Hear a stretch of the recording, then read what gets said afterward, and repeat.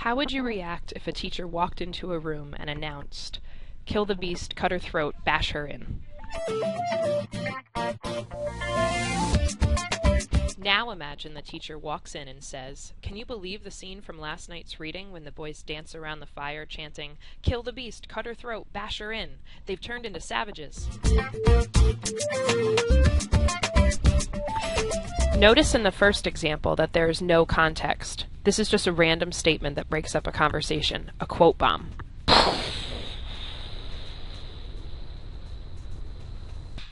However, in the second example, the quote has context. It is part of a complete sentence and makes sense because it flows as a conversation. I wrote the first part of the sentence and then let the quote flow as part of my statement. Then, the sentence after the quote explains why I mentioned it. By incorporating and explaining the quote, I don't blow up the conversation. Yay! So the basic formula for incorporating a quotation is a statement leading up to the quote, and then the actual quotation.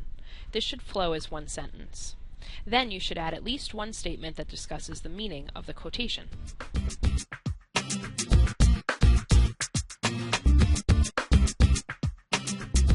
In our first example, the quotation lacks an introduction, making it a quote bomb. Right now it reads, "The choir follows Jack, but not because they respect him. They are used to him being in charge, and they just stick with him because that is what they have always done. With dreary obedience, the choir raise their hands. The boys vote for him unwillingly." In order to fix this quote bomb, I need to add the quotation into a complete sentence. Instead of willingly and proudly voting for Jack as chief, the boys in the choir raise their hands with dreary obedience. It is clear in this moment that the choir only supports him because they have been made to vote for him in the past, not because they respect him as a leader. Notice that I only use the part of the quote that I need. Now the statement fits into my discussion. I also explain what this moment proves with more detail.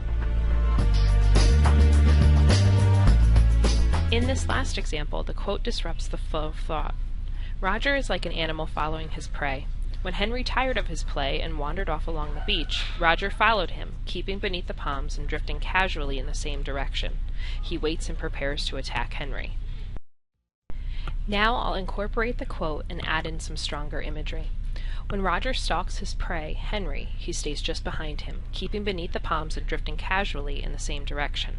It is easy to picture him hiding in the shadows as he plans his attack, like a panther stalking a monkey in the jungle. Notice that I again only use the part of the quotation that I need.